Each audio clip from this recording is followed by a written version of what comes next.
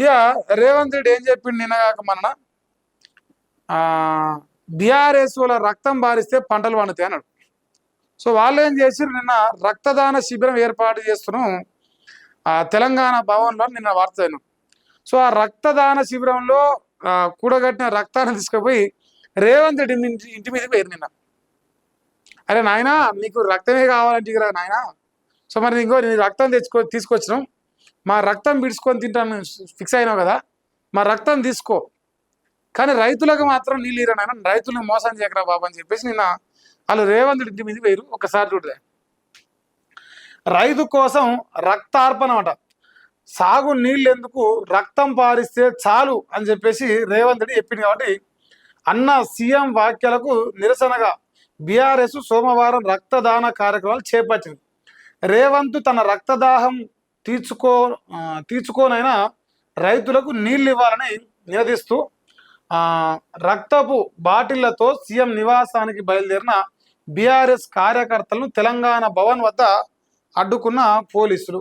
ఇంకో ఇక తెలంగాణ భవన్ బ్యాక్గ్రౌండ్ ఉన్నది. రక్తం ఇస్తున్నాం రైతన్నలకు నీళ్ళు ఇవ్వు, రక్తం ఇస్తున్నాం రైతన్నలకు నీళ్లు మాత్రమే, మేము వేరే ఏ డిమాండ్ లేదు వాళ్ళ దగ్గర. ఎందుకు ఇంత బలంగా మాట్లాడుతురు? రేవంత్ రెడ్డి బాజాప్తా ప్రెస్ మీట్ పెట్టి మరి ఈ రాష్ట్రంలో కాళేశ్వరం నుంచి నీళ్ళు ఇయ్యను, రైతులు ఏడ్చి వచ్చినా రైతులు గోసపడ్డా నేను నీళ్ళు ఇయ్యను, ఇంత కరాఖండిగా చెప్పడంతో వాళ్ళకు ఒక మంచి ఛాన్స్ దొరికింది కాంగ్రెస్ను బదనాం చేయడానికి. సో అవకాశాన్ని వాళ్ళు వాడుకుంటారు. ఇప్పుడు చెప్తా, నిన్ననే ఒక వార్త చూసినాం, నాయకుడు ఎట్లుంటే ప్రజలకు అట్లా తయారవుతారని.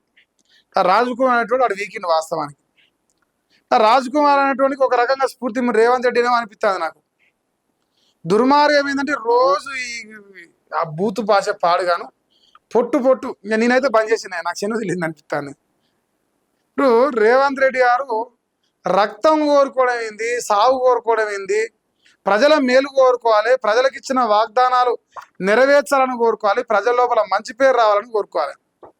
అంతే తప్ప ప్రజల లోపల చెడ్డ పేరు వస్తుందని, ప్రజల లోపల మన పరిపాలన పైన దుమ్మెత్తిపోస్తున్నారని, ప్రతిపక్ష పార్టీల చావు కోరుకుంటున్నాం, ప్రతిపక్ష పార్టీల నెత్తురోడితేనో ప్రజలు మన పరిపాలన బాగుందని అనుకుంటారా? ఓ కిరాతకుడు ముఖ్యమంత్రిని చేస్తే ఇవన్నీ చేస్తున్నంటారు, లేదంటే ఒక నేరస్తుడిని ముఖ్యమంత్రి చేస్తే ఇవన్నీ చేస్తున్నంటారు.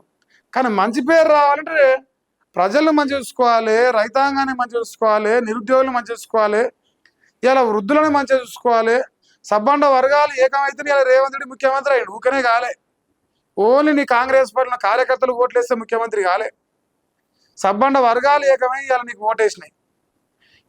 తిన్నింటి వాసాలు లెక్క పెట్టినట్టుగా ఏ రైతులైతే 10,000 కాదు ఇప్పుడు తీసుకుంటే 10,000 వస్తుంది, రేపు తీసుకుంటే 15,000 వస్తుందని చెప్పి ఈ పత్తితు మాటలు నమ్ముకొని ఏదైతే రైతులు ఓటేసారో ఇలా రైతుల నోట్ల మన్ను వస్తా ఉన్నాం.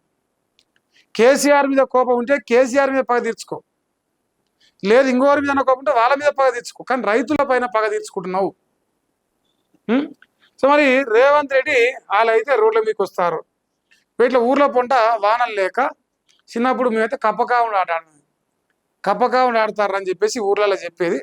ఊర్లో బొడ్రాయి కాడికి పోయి, ఊర్లో దేవస్థానాల కాడికి పోయి, అన్ని దేవస్థానాల దగ్గర నీళ్లు ఏమంటారు నీళ్ళతో అభిషేకం చేసే ప్రయత్నం చేస్తారు. చూడరే, వాన కోసం జలాభిషేకం చేస్తున్నారు. పల్లె పల్లె వాన జల్లు కోసం ఎదురు చూస్తున్నది, ఊరూరు చినుకు కోసం మొక్కుకుంటున్నది. రైతులే కాదు సబ్బండ వర్ణాలు వరుణి కరుణ కోసం వేడుకుంటున్నాయి. సోమవారం సిద్దిపేట జిల్లా కోహేడం మండలం ఆరేపల్లిలో వర్షం కోసం గ్రామ దేవతలకు పూజలు నిర్వహించారు. బిందెలతో నీళ్లు తెచ్చి బొడ్రాయికి అభిషేకం చేశారు ఆ గ్రామ పంచాయతీలో ఉన్న ఆడబిడ్డలు.